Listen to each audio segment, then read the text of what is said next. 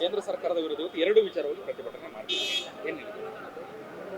ಇವತ್ತು ಕೇಂದ್ರ ಸರ್ಕಾರ ವಿರುದ್ಧ ಪ್ರತಿಭಟನೆ ಯಾಕಂತ ಹೇಳಿದ್ರೆ ಕೇಂದ್ರ ಸರ್ಕಾರ ಮೊದಲಿಂದ ಇವತ್ತಿನ ತನಕ ದ್ವೇಷ ರಾಜಕಾರಣವನ್ನ ಮಾಡ್ಕೊಂಡು ಬರ್ತಾ ಇದೆ. ನಮ್ಮ ರಾಜ್ಯದಲ್ಲಿರುವಂತಹ ನಾಯಕರು ಡಿ ಕೆ ಶಿವಕುಮಾರ್ ಅವ್ರ ಮೇಲೆ ಸುಳ್ಳು ಈ ಇಡಿ ದಾಳಿ ಏನು ಮಾಡಿಸಿದ್ರು, ಅದೇ ರೀತಿಯಾಗಿ ಇವತ್ತು ರಾಷ್ಟ್ರೀಯ ನಾಯಕರಾಗಿರುವಂತಹ ಸೋನಿಯಾ ಗಾಂಧಿ ಮತ್ತೆ ರಾಹುಲ್ ಗಾಂಧಿ ಅವರ ಮೇಲೆ ನ್ಯಾಷನಲ್ ಹೆರಾಲ್ಡ್ನ ಏನು ವಿಚಾರ ಇದೆ ಇದನ್ನ ಇಟ್ಕೊಂಡು ಸುಳ್ಳು ಕೇಸ್ಗಳನ್ನ ದಾಖಲಿಸಿದ್ರು. ಆದರೆ ಇದು ಸುಳ್ಳು ಅನ್ನೋದನ್ನ ಸಾಬೀತುಪಡಿಸಿದ್ದು ಇದೇ ಸುಪ್ರೀಂ ಕೋರ್ಟ್ ಸತ್ಯಮೇವ ಜಯತೆ ಅನ್ನೋದನ್ನ ತೋರಿಸ್ಕೊಟ್ಟಿದೆ.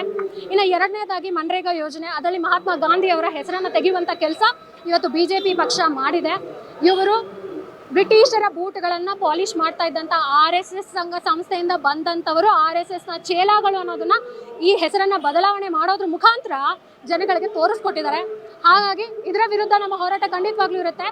ಮಹಾತ್ಮ ಗಾಂಧಿ ಅವರ ಹೆಸರನ್ನ ಮಾತ್ರ ನೀವು ಬದಲಾವಣೆ ಮಾಡೋದಕ್ಕೆ ಸಾಧ್ಯ ಆಗುತ್ತೆ ಹೊರತು ಪ್ರತಿಯೊಬ್ಬ ಭಾರತೀಯನ ಹೃದಯದಲ್ಲಿರುವಂತಹ ಮಹಾತ್ಮ ಗಾಂಧಿಯನ್ನ ಎಂದಿಗೂ ಕೂಡ ನೀವು ಅಳಿಸೋದಕ್ಕೆ ಸಾಧ್ಯ ಇಲ್ಲ.